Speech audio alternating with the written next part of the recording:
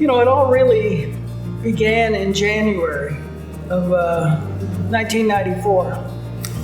I had been chairman of the the Latin Chamber's Career Day Scholarship Program for 5 years. And I began to notice that we were giving these scholarships out, $1,000 to go to UNLV, $500 to CSN. Nevada State wasn't there yet. And it would get the kids in the door. But what I found out over those 5 years, our kids weren't staying in school. Some of them wouldn't stay even the first semester. Almost none of them made it through the first year. So I started to talk to some of those kids, and they were telling us why they weren't able to stay in school. They felt alienated there. They didn't feel welcome. I went to meet with Dr. Maria Jerez, kind of sold her on the idea of putting this thing together. So in January, we really began in earnest to put the program together. And so for the next 4 or 5 months, we designed the program. The Latino Youth Leadership Conference was created while I was in college as a student at UNLV. I was very involved in a student organization called the Student Organization of Latinos. And at the time, there was an idea to create a leadership conference to prepare the future leaders of our community. Tom Rodriguez, Dr. Maria Chaires were behind seeding this effort. And at the time, they approached us and said, we'd like you to be a part of it as a college student. And some of my other colleagues who have gone on to be professionals in the community also joined in.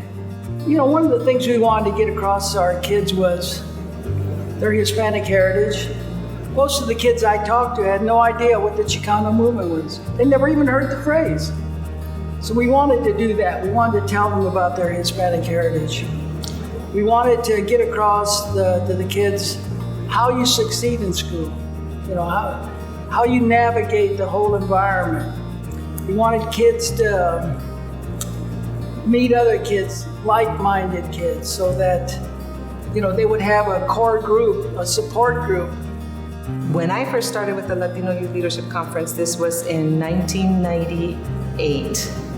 And now it's 18 years later. I have seen students who are now doctors. I am so proud of them. We are seeing lawyers, we are seeing journalists, we are seeing professors, we are seeing some of them open up their businesses. So yes, they have definitely impacted the Clark County community, and they are now the leaders of the next generation. We need all kinds of Latinos to take on leadership roles, to pursue their higher education degrees. So there is room for you. Your hopes, your dreams, we need them because you are our future. So this is your time to explore and push yourself and demand more of yourself as well.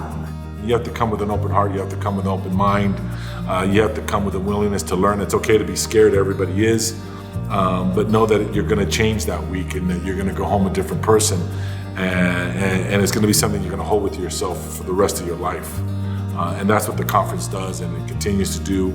And that, I guess what I would tell them is that once you realize what your potential is, are you going to have the courage to then step up and give back and continue to be a part of the conference and make it go for another 23 years after this summer's program? The familias you make here will be with you forever.